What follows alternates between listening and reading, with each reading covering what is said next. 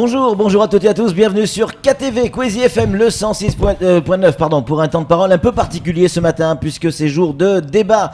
On va parler effectivement de ces deux candidats, on va y arriver ce matin, les deux finalistes de la Circo 1, celle du Nord, mais il faut jamais dire Nord, on dit celle de le 1, la 1. On a sur ce plateau Ramlati Ali qui est avec nous. Ramlati, bonjour. Bonjour Patrick, bonjour à tous et à toutes. Et on a Elad Chakrina. Bonjour Elad. Bonjour à tous nos auditeurs, à toutes celles et tous ceux qui nous écoutent, et bonjour à vous deux. Alors, première question, Ramlati et Elad, qu'est-ce qui vous différencie sur le fond de cette élection ? C'est quoi la différence, Ramlati, la différence entre vous et Elad, sur le fond, au-delà de l'étiquette politique, qu'est-ce qui vous différencie ? J'avoue que je n'ai pas lu le programme de mon concurrent, mais donc je sais parler de moi. Donc moi je dis que j'ai quand même l'avantage d'avoir été exécutif. J'ai l'avantage d'avoir quelques responsabilités dans ce territoire. Vous savez tous que je suis présidente de la CIM, présidente de la conférence de la santé et de l'autonomie, déléguée régionale. Et dans tous ces instances-là, au CNFPT également. Oui, déléguée régionale au CNFPT et à la mairie de Pamandzi, donc dont j'ai été maire de 2008 à 2014. J'ai pu mesurer la difficulté dans laquelle la population, mes administrés de l'époque, vivaient. Et donc, ce qui m'a fait réfléchir en avance, je dirais, et dans le concret, par rapport à mon concurrent. Je dirais ça. Voilà. Et la Chakrina, qu'est-ce qui vous différencie de Ramlati ? Alors tout d'abord, je crois qu'il est très important de préciser que nous sommes candidats à une députation. Et la députation, c'est avant tout un domaine qui nécessite quand même une plus grande maîtrise de notions juridiques. Donc cela va de soi que, en ma qualité d'ancien enseignant à l'université, mais également d'avocat, je me sens un peu plus à l'aise dans les domaines de droit. Donc ça veut dire que tout texte qui me serait soumis, je serais beaucoup plus en mesure et beaucoup plus rapidement de pouvoir travailler dessus. Mais au-delà de cela, puisque justement Madame ici nous parlait de son expérience, moi je crois qu'il est très important de souligner aussi que, en effet, je n'ai pas cette expérience parce que je n'ai pas non plus ce bilan. Parce que qui dit expérience dit aussi bilan. Et qui dit bilan veut donc dire qu'il faut voir ce qui s'est passé par le passé. Et je crois que le bilan de Madame est tout de même négatif dans ses expériences passées. Donc il faut maintenant tourner la page et il faut en venir plutôt à des personnes qui seraient beaucoup plus à même à apporter du neuf sur ce territoire. Bilan, Ramlati, c'est l'argument d'Elad Chakrina quand il passe effectivement en médias. Il y a aussi le côté, quand il dit bilan, on entend aussi le côté socialiste, en tout cas de gauche, des gens de gauche que vous êtes, que vous revendiquez. Vous avez le même regard sur le bilan. Il y a des choses que vous auriez pu faire mieux, selon vous ? D'abord pour dire, je réagis d'abord par rapport au fait qu'il dit qu'il connaît mieux les lois. À ce que je sache, un député, n'importe quel parlementaire et n'importe quel élu qui occupe une place d'exécutif s'entoure. Donc, on n'est pas obligé soi-même d'être un homme de loi pour comprendre les lois. Une femme, une femme de loi. Je ne me place pas dans ce registre forcément, mais bon, on n'est pas obligé parce que sinon on mettrait tout le monde au chômage si on pouvait tout faire soi-même et qu'on n'avait pas besoin d'avoir d'assistants. Et je pense que je peux avoir des assistants de qualité si j'ose parler comme ça. Si je pensais que je ne pouvais pas lire les textes, et je dis heureusement les Mahorais ne sont pas aussi bêtes pour aller élire quelqu'un qui ne peut pas comprendre des textes. Donc je pense que je peux comprendre des textes, mon cher adversaire. Et donc là-dessus, pour moi, ça, c'est pas un argument. Concernant mon bilan, je suis fière de mon bilan. Parce que quand je suis arrivée à la mairie de Pamandzi, comme dans toutes les communes de Mayotte, où on ne s'occupait pas de la population, mais on s'occupait de voiries, je me suis occupée de voiries aussi et de caniveaux. Et quand je suis arrivée à me battre contre vents et marées, parce que à l'époque c'était ça, j'avais invité tout le monde quand j'ai inauguré le premier CCAS de Mayotte. Je dis bien de Mayotte parce que c'était à Pamandzi. Je ne crois pas avoir à rougir sur mon bilan en tant que maire. Aujourd'hui, s'il y a une place à Mayotte qui est célèbre, c'est la place des congrès à Pamandzi. C'est là où se passaient toutes les manifestations. Quand nos parlementaires allaient à Paris pour revendiquer, où on recevait des éminences qui venaient de Paris, c'est là où tous les Maorés venaient pour faire un Maolida Chengue, quand on se battait pour Mayotte français. Et donc, cette place-là, j'en ai fait quelque chose. Donc, mon bilan à Pamandzi, je n'ai pas à rougir. Mon bilan en tant que au CNFPT, aujourd'hui, vous pouvez aller regarder. J'ai mis en place, alors qu'à Paris on parle d'illettrisme, j'ai dit à Mayotte, oui, il y a de l'illettrisme et il faut le faire, surtout que nos enfants sont tous sur Internet, les réseaux sociaux. Il faut donner les moyens aux mamans de vérifier ce que font leurs enfants. Ouais. Donc on lutte contre l'alphabétisme, l'illettrisme, mais aussi j'ai mis en place là-bas la formation des cadres. Et ça, c'est quelque chose sur le plan national qui n'était pas prévu. Et il y a eu déjà une première jet de cadres qui ont été formés. Il y en a eu 5. Donc ça aussi, j'en suis fière. Et le mandat n'est pas terminé. Je pourrais enchaîner avec la CIM et puis tout le reste. On a bien noté. Donc, voilà. Elad, Ramlati, il y en a un de vous deux dimanche qui sera élu député. Ça sera la même chose dans la deuxième circonscription, ou Ibrahim Bonaïri ou Mansour Kamardine. Est-ce que vous, Ramlati, vous, Elad, vous serez capable de travailler avec la personne qui sera élue dans la deuxième circonscription? Mayotte a besoin d'unité. Nous, les concitoyens lambda, nous les petits, on a besoin d'unité, de représentativité, de représentation de Mayotte au niveau national. Elad. Oui, bien sûr, je crois que c'est très important de pouvoir travailler en commun. Mais moi, je voulais juste revenir rapidement sur cette notion, justement, cette question du bilan. Alors, je suis un peu étonné, justement, que madame nous dise qu'elle a un très bon bilan, alors que Pamandzi, c'est tout de même 5 millions d'euros de déficit lorsque vous avez été maire. 5 millions d'euros. Et par ailleurs, vous savez aussi que l'ancien aérogare de Pamandzi a été tout de même détruit. C'était une mémoire vivante de Mayotte. Et je m'étonne aussi de constater que malheureusement, il n'y a jamais eu suffisamment, en tout cas, de Pamandiennes ou de Pamandiens formés dans les métiers de l'aviation, par exemple, alors que vous savez que le chômage de masse des jeunes est très important. Alors, ça me dérange parce que justement, vous savez que notre but avant tout, c'est de permettre à ce territoire de se développer. Et donc, travailler en commun, bien sûr, avec tous les autres collègues.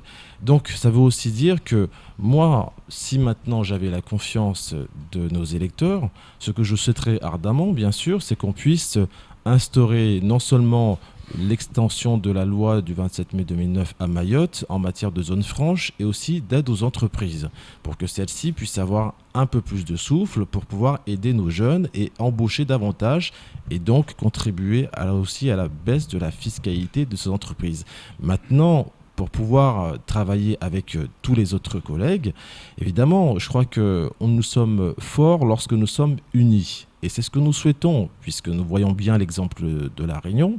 Vous savez que lorsqu'ils arrivent à Paris et qu'ils sont tous unis, ils arrivent à décrocher des milliards qui leur permettent même de construire des routes sur la mer. Donc, on voit bien ici que c'est un très bel exemple. Et évidemment, ce qui est important, c'est de pouvoir, en tout cas, travailler en collectif. Je rajouterai aussi une chose, c'est que vous savez que dans le gouvernement actuel, c'est une majorité d'ouverture. Le Premier ministre étant de droite, des Républicains, le ministre de l'économie et le ministre du budget également, et probablement la future présidente de l'Assemblée nationale.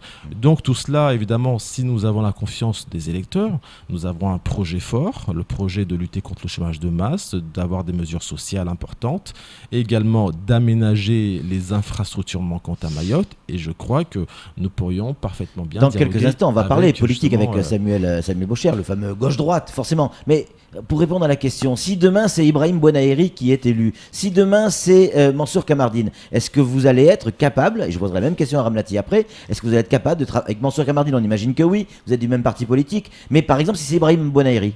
Ce que nous souhaitons, c'est avant tout l'intérêt de Mayotte. Donc, nous ne pouvons plus nous offrir le luxe de ne pas travailler avec les personnes qui désirent avant tout faire avancer Mayotte.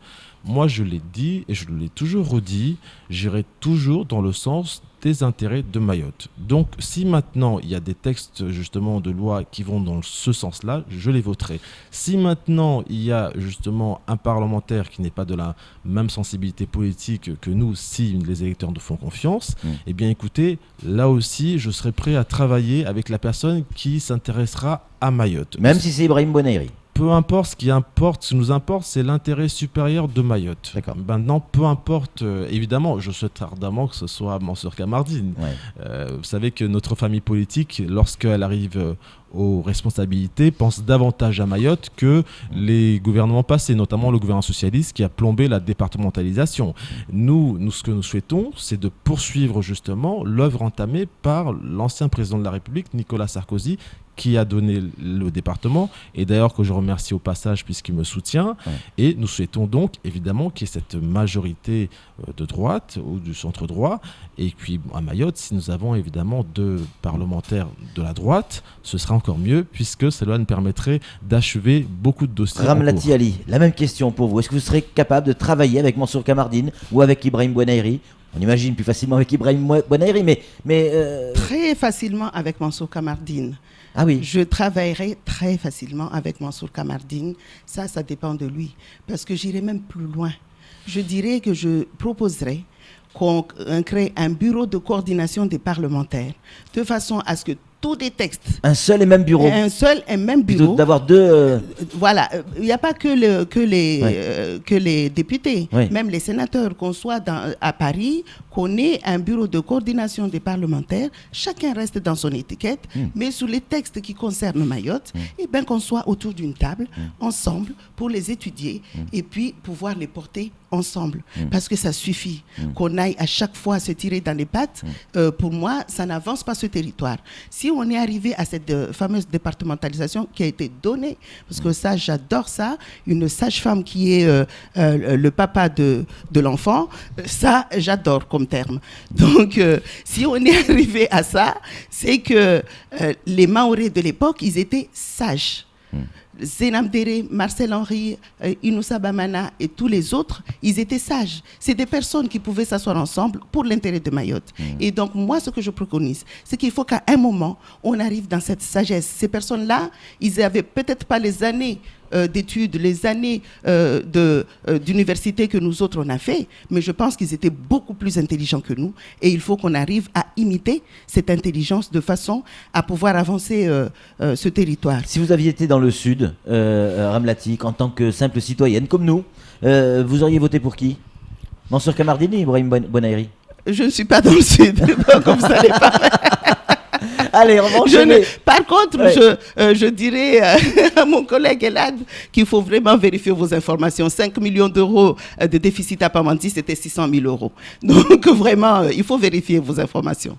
Allez, on va enchaîner sur le plan politique et c'est Samuel Baucher qui va s'y coller. On va parler gauche-droite. Pardonnez-moi Elad, je vais poser la question à Ramlati Ali.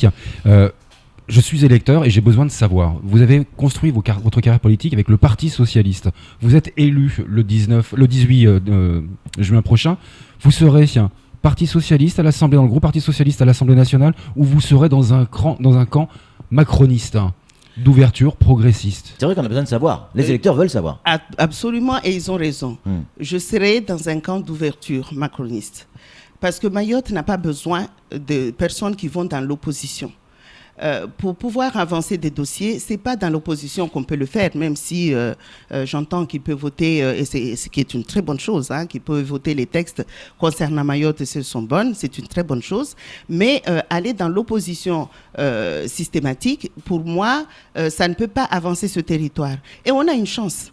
avec ce président de la République qui est un président d'ouverture, comme ça vient d'être dit, qu'il y a un Premier ministre de la droite et beaucoup de personnalités de gauche. Donc c'est une chance pour nous, pour qu'on puisse rentrer dans ce gouvernement, pour que le Mayotte soit mieux entendu. Parce que c'est vrai qu'on a une départementalisation, mais il ne faut pas rachever cette départementalisation. Il y a beaucoup de travail à faire et ce n'est pas comme ça, en allant dans l'opposition, qu'on peut... Bon, en même temps, Ella Chakrina le disait à l'instant, on va lui poser la même question juste après, mais pour lui, le bilan des socialistes sur la départementalisation de Mayotte est négatif. Est-ce que vous partagez cet avis?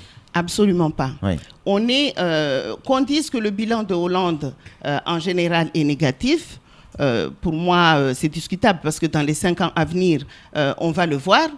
François Hollande n'a pas laissé le territoire comme il l'a eu en 2012. Mais ça, c'est une autre chose. Mais concernant Mayotte, sur un territoire qui est jeune, parce que c'est un jeune département, sur un territoire qui est pauvre, toutes les avancées sociales qu'on a eues sur ce territoire, on ne peut pas dire que ça a été négatif. D'ailleurs, pour moi, ça reste là aussi à achever. Il faut absolument la revendication des instituteurs qui disent que le taux d'indexation doit aller à 53%. Moi, je dis oui, c'est quelque chose à soutenir.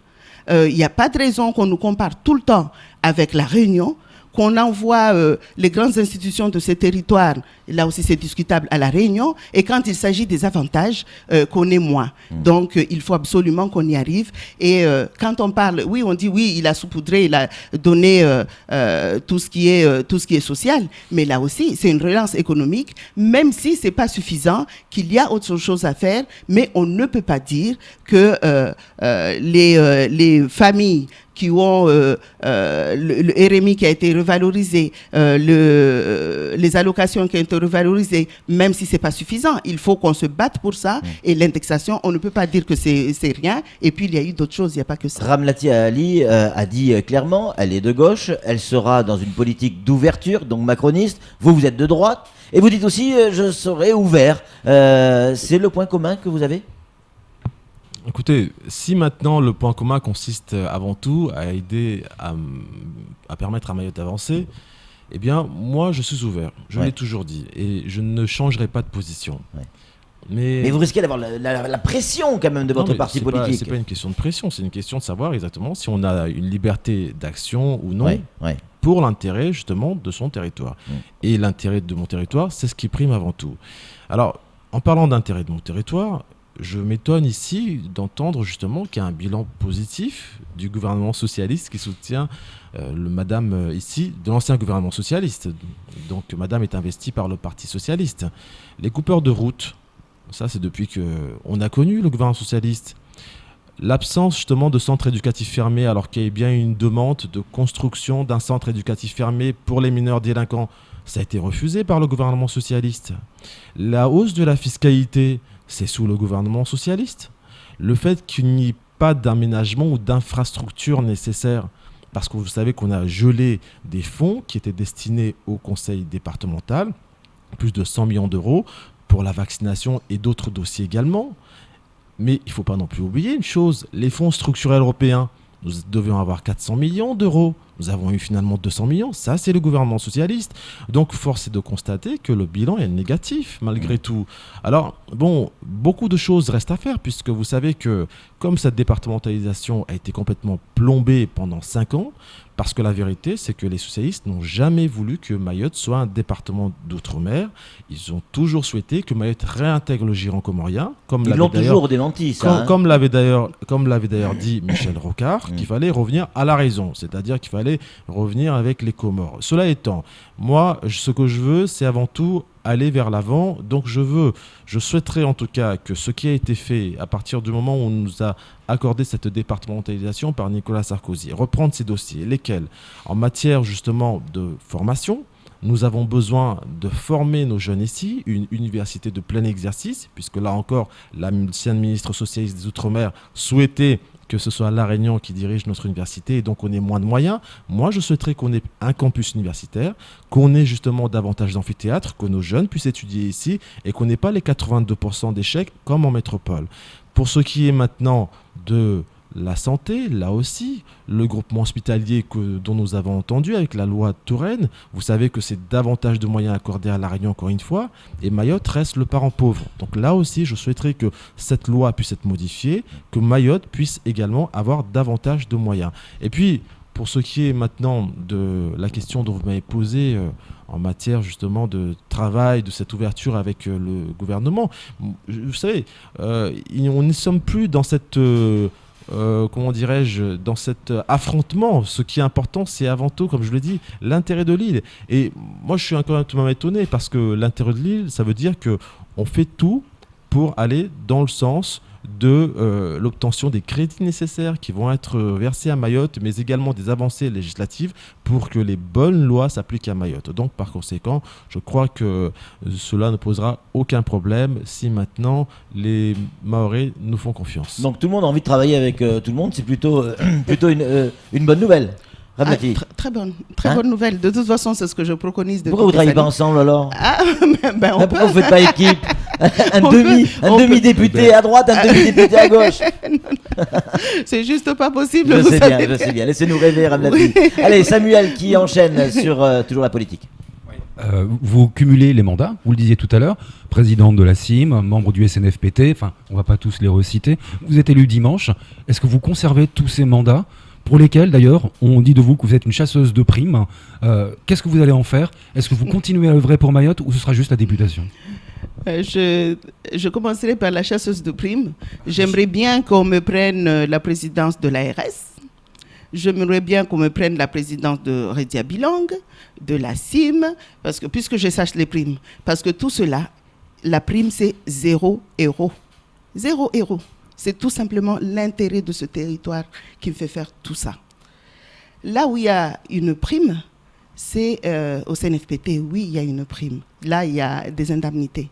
Donc, chasseur de primes, je veux bien. Et j'aimerais bien que dans ce territoire, tous les hommes et femmes capables de réfléchir fassent comme moi. Et je pense que ce territoire irait beaucoup mieux. Donc là-dessus, sans aucun problème.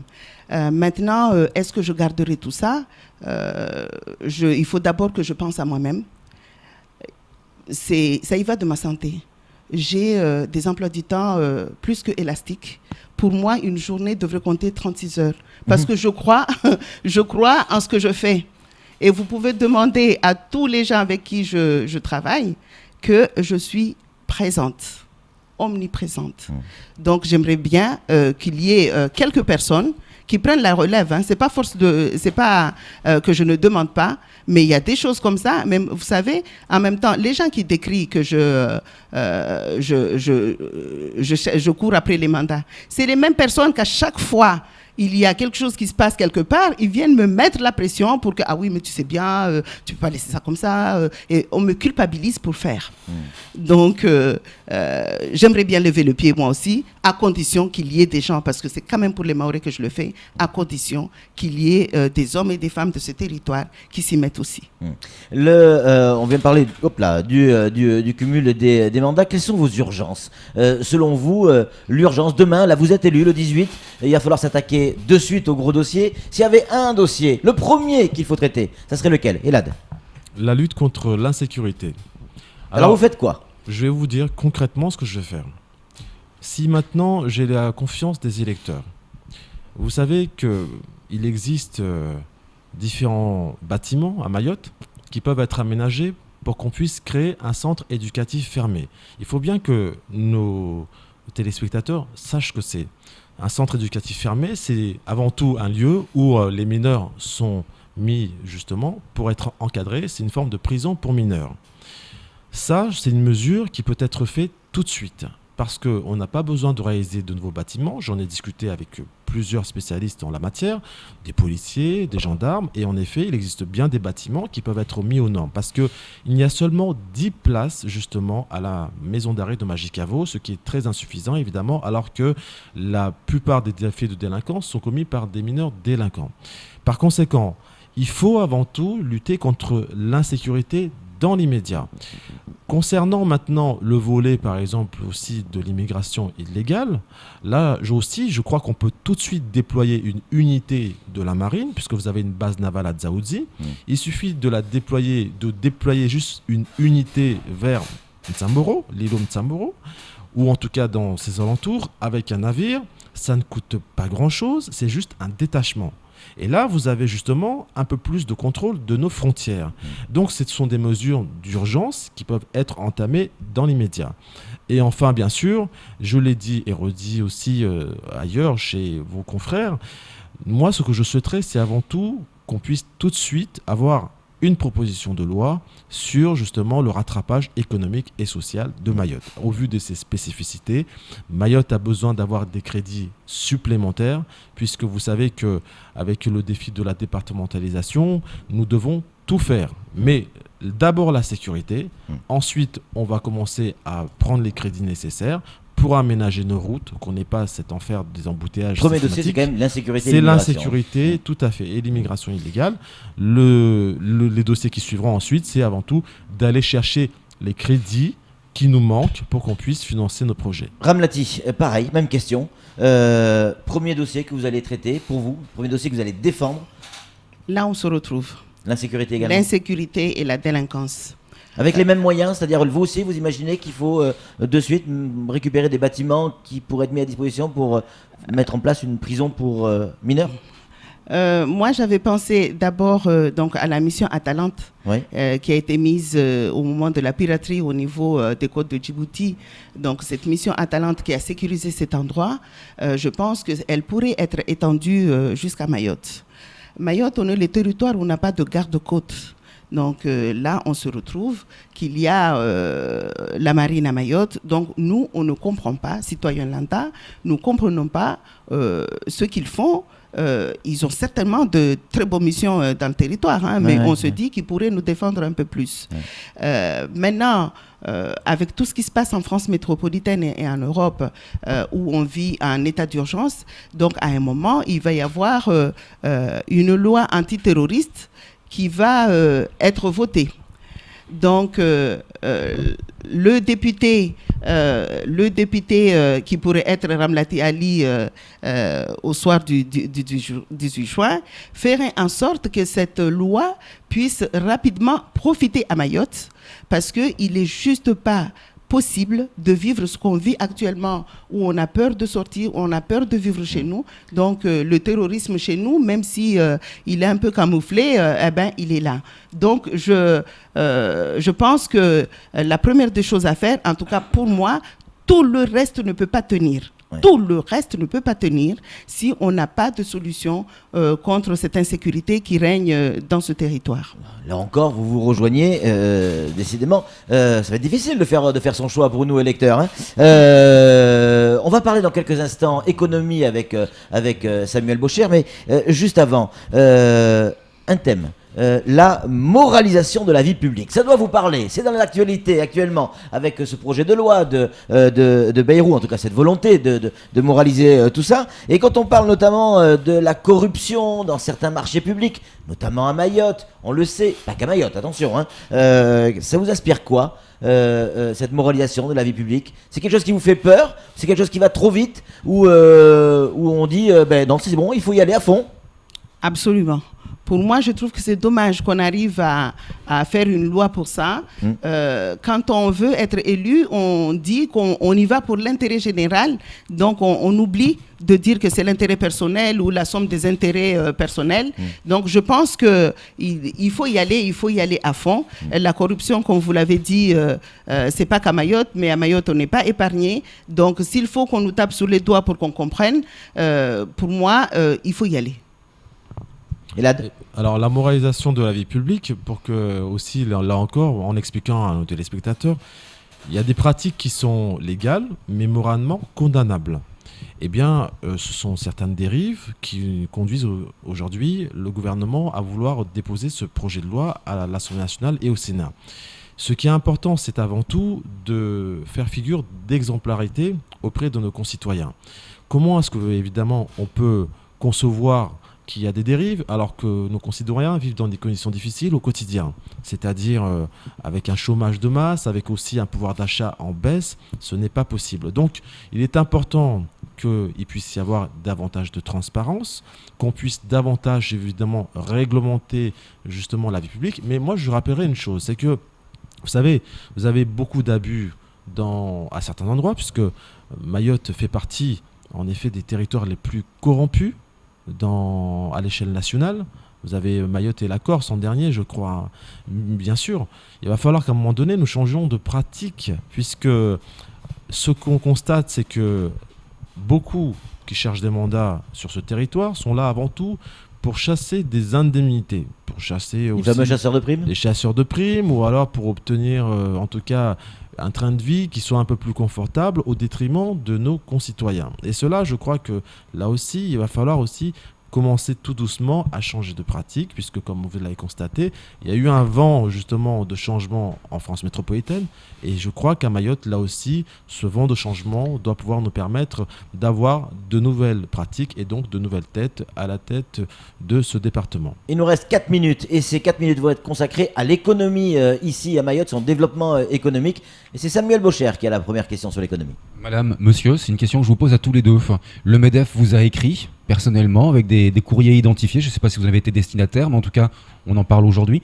Il vous pose la question de savoir quelle est votre position sur la zone franche globale. Ramlati Ali, s'il vous plaît. J'ai pas reçu le courrier du MEDEF, ça je tiens à le dire, mais je suis, et je l'ai mis dans ma profession de foi, qu'il faut absolument qu'on ait une zone franche globale, mais il faut que ça soit limité quand même dans le temps pour nos entreprises, parce qu'il ne faut quand même pas qu'on plombe les communes. 10 ans sont proposés, hein. 10 ans, je trouve que c'est un peu beaucoup par rapport à nos collectivités, parce que c'est de ça qu'ils vivent. Qu'on puisse mettre 4 à 5 ans, c'est comme ça que moi je voyais les choses, de façon à ce qu'on puisse développer ce territoire. Oui, absolument, il faut le faire. Elad, zone franche, oui, non? La zone franche, oui, bien sûr. Je l'ai toujours dit et redit, ce n'est pas la première fois. Je prends l'exemple de Maurice. Maurice, vous savez qu'il y a une zone franche justement qui permet du coup d'avoir plus de 80 000 emplois. Alors, il faut bien expliquer aussi qu'est-ce que la zone franche. C'est avant tout cette capacité justement aux entreprises d'avoir une baisse de leur fiscalité. La loi du 27 mai 2009 relative au développement des Outre-mer permet une baisse de 50 à 80% de la fiscalité des entreprises. Mais cette loi va plus loin puisqu'elle leur permet également d'avoir de la trésorerie. Donc, Mayotte ne bénéficie pas, hélas, de cette loi, alors qu'elle s'applique dans les 4 départements d'outre-mer. Et il va falloir que, justement, il puisse y avoir une extension de cette loi à Mayotte pour que nos entreprises puissent également avoir cette baisse de leur fiscalité. C'est très important parce que ça leur permet non seulement d'avoir une bouffée d'oxygène sur le plan fiscal, donc de payer moins d'impôts. Ça leur permet peut-être aussi, si on va beaucoup plus loin, qu'il y ait une baisse de leurs charges sociales. Et donc, ce sont des économies que ces entreprises feront. À partir de ces économies, elles seront beaucoup plus amènes d'embaucher davantage de nos jeunes. Mais moi, j'irai encore plus loin. C'est que dans la mesure où justement vous accordez cette capacité, cette aide justement aux entreprises, il faut qu'en contrepartie, il puisse y avoir des embauches de nos jeunes, puisque le chômage de masse est de 50%.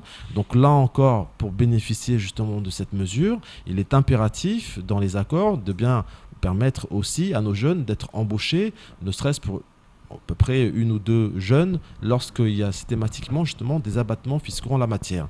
Alors donc oui, je suis pour, dans la mesure où nous souhaitons ardemment développer énormément le secteur privé, puisque c'est cela ce qui va nous permettre d'embaucher davantage justement nos jeunes, de lutter contre le chômage de masse. Et donc, il va aussi falloir, pas seulement évidemment aider sur la trésorerie, mais il va également falloir aider dans les investissements. Et donc, j'en reviens aux collectivités territoriales, puisque vous savez que nous avons un manque cruel d'investissement ici. Je rappelle donc que les 400 millions que nous aurons dû bénéficier des fonds structurels européens, finalement, c'est plus que 200 millions, parce que M. Victor Lurel, à l'époque ministre des Outre-mer, nous a dit, finalement, vous n'aurez plus que 200 millions. Ministre des Outre-mer socialiste. Alors bon, moi, je suis tout de même étonné qu'avec un territoire si pauvre, on puisse avoir si peu d'argent, alors qu'il y a un manque criant.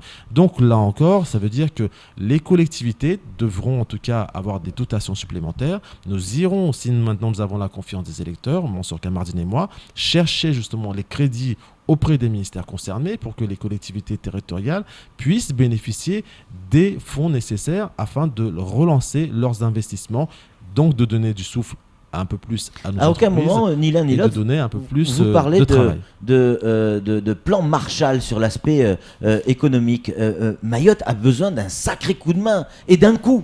Regardez les journaux, grève de la CAPEB bientôt, le 17 juillet. Il y a des problèmes chez les artisans, il y a des problèmes dans les PME, mais même dans les très grosses entreprises. Regardez ce qui se passe à Colas. On a le sentiment que l'économie, le privé, je vais dire, l'économie en tout cas, passe en second plan derrière tout le fonctionnement administratif et de la fonction publique. Ramlati Ali, comment on peut, au-delà de la zone franche, comment on peut véritablement développer l'économie, mais une bonne fois pour toutes? Développer l'économie, c'est donner les moyens au conseil départemental d'abord. Ça passera par les collectivités territoriales. Ça commencera par ça, parce que c'est le département qui reçoit donc tous ces fonds. Et ces fonds, on n'arrête pas de nous dire que c'est nous élus qui n'avons pas de projet, parce que c'est derrière que les artisans vont pouvoir travailler, les entrepreneurs vont pouvoir travailler, mais on sait qu'aujourd'hui, que même quand ils travaillent, ils ne sont pas payés, parce que les collectivités n'arrivent pas à les payer. On en sait quelque chose. Voilà. donc, je pense que ça commence par ça. Donner les moyens à ces collectivités-là d'assumer réellement leurs responsabilités. On sait que le budget des collectivités, que ce soit le département ou les mairies, ne sont pas à la hauteur de ce qu'ils devraient avoir. Et je pense que l'annualité de recensement va pouvoir nous aider dans ce sens-là.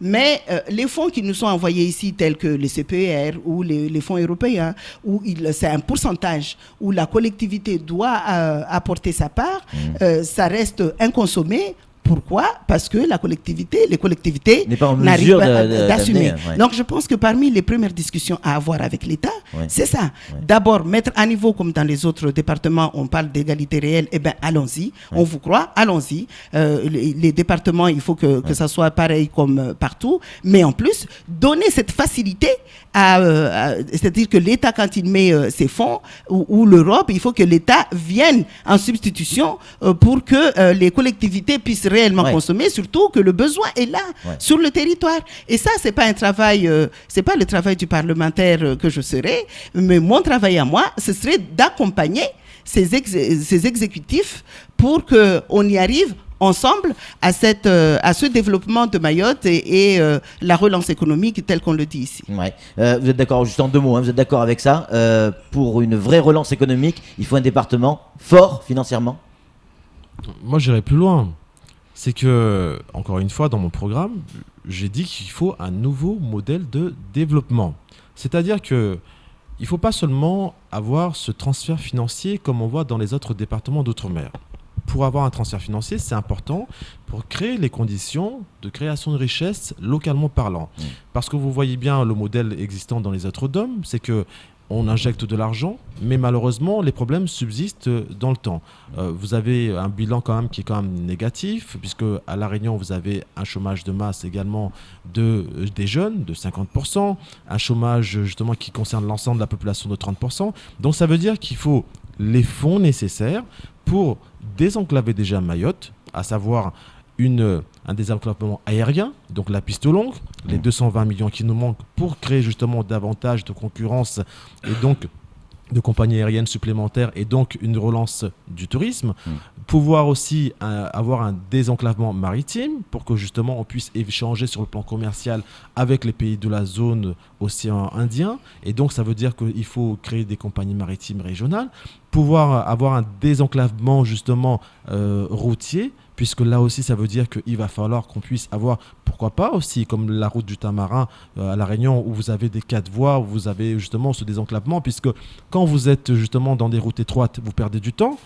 avec les embouteillages, vous perdez de l'argent parce que c'est du carburant consommé et vous perdez de l'énergie parce que vous n'êtes pas productif quand vous allez au travail et que vous êtes extrêmement fatigué et que justement vous souhaitez repartir un peu plus tôt pour pouvoir justement récupérer vos enfants, ainsi de suite. Donc là aussi, il faut donc des fonds supplémentaires, mais ces fonds doivent être accompagnés d'un plan, c'est-à-dire qu'on a une stratégie en matière de modèle de développement. Et moi, ce que je souhaiterais, c'est qu'on mise sur les ressources locales, c'est qu'on puisse justement valoriser le tourisme, qu'on puisse davantage valoriser la formation et évidemment qu'on puisse également valoriser les métiers de la mer. Allez, il nous reste moins d'une minute, un peu plus d'une minute. Allez, c'est pour Samuel Baucher, c'est promis, c'est pour moi. Question pour vous deux, madame, monsieur, madame. Il y a deux missions pour un député, un parlementaire. C'est le législateur, le rôle de faire la loi, mais c'est aussi contrôler l'application de la loi par l'État. Aujourd'hui, vous n'en parlez pas, et pourtant c'est ce qui est le plus important parce que Mayotte est tuée par la non-application de la loi. Est-ce que c'est quelque chose que vous mettrez en œuvre de votre côté, Ramlati Ali ? Oui, c'est pour ça que j'ai rebondi tout à l'heure en disant que c'est pas le travail du député. Oui, c'est le législateur, l'application de la loi, oui. Ce que j'en dis, moi, c'est qu'à chaque fois qu'il y aura un texte de loi qui sort, donc je me débrouillerai pour le signer, puis porter les amendements nécessaires pour que ça soit applicable à Mayotte et veiller à ce que ça soit réellement appliqué à Mayotte. Ça, pour moi, c'est hyper important. Mais là aussi, il y a quelque chose dont je n'ai pas parlé, c'est que j'aimerais bien que dans ce territoire, le Mahorais soit au centre de son développement. Pour que le Mahorais soit au centre de son développement, il y a besoin de le former, ce Mahorais. Et donc, ça rejoint tout ce qu'on discute là. Allez, Elad. Oui, écoutez, tout dépend ce qu'on applique. Si on applique des mauvaises lois, non. Moi, je préférais ne pas appliquer les mauvaises lois, c'est-à-dire les lois qui ne sont pas adaptées au développement du territoire. Il faut bien comprendre que le contrôle de l'action du gouvernement, ça veut donc dire qu'en fait, il y a une veille juridique, et donc de cette veille juridique, on va essayer de voir qu'est-ce qui peut être adapté ou non, qu'est-ce qui peut être en tout cas, qu'est-ce qui irait dans le sens de l'intérêt du développement économique et social du territoire. Vous savez que la plupart justement des mesures législatives qui s'appliquent ici sont des ordonnances, c'est-à-dire des mesures législatives prises par le gouvernement. Le Parlement habilite le gouvernement à prendre des mesures législatives et donc le gouvernement adapte beaucoup de mesures législatives. Le code de commerce, le code de la santé, le code du travail, etc. Le code du travail par exemple, là il nous faut par contre un code du travail de droit commun pour que les salariés puissent bénéficier des mêmes avantages que ceux de la métropole et des autres départements d'outre-mer. On ne peut pas avoir que des devoirs et quand il s'agit de droits, on nous dit vous n'êtes pas suffisamment département. Eh bien, moi je veux qu'on puisse avoir les mêmes droits que dans les autres départements d'outre-mer et en France métropolitaine. C'est terminé, je vais vous poser 4 questions, vous répondez juste par oui ou par non. Si vous répondez autre chose, ça marche plus, d'accord ? Le pont entre Petite Terre et Grande Terre, oui ou non ? Non. Oui. Oui, ça fait déjà une différence. Mais en concevant la STM, bien sûr, c'est complémentaire. Le rythme scolaire tel qu'on le connaît aujourd'hui, oui ou non ? Tel qu'on le connaît, non. Non. Ok. La coopération régionale avec les Comores, oui ou non ? Oui. Un développement avec une coopération avec toutes les autres îles avec de la zone. Avec la coopération régionale avec les Comores, toutes les oui autres ou non ? îles, Madagascar, Comores, avec toutes les autres îles. La DSP du port, c'est ma dernière question. La DSP du port telle qu'on la connaît aujourd'hui avec Idanel, oui ou non ? Non. Ah non. Merci d'avoir répondu à nos questions et d'avoir joué le jeu. On vous souhaite à tous les deux bon courage, bonne chance et que le meilleur gagne. Ce qui est certain, c'est que le député de demain est déjà sur ce plateau. Allez, c'est tout pour ce temps de parole. Tout de suite, la suite de nos programmes.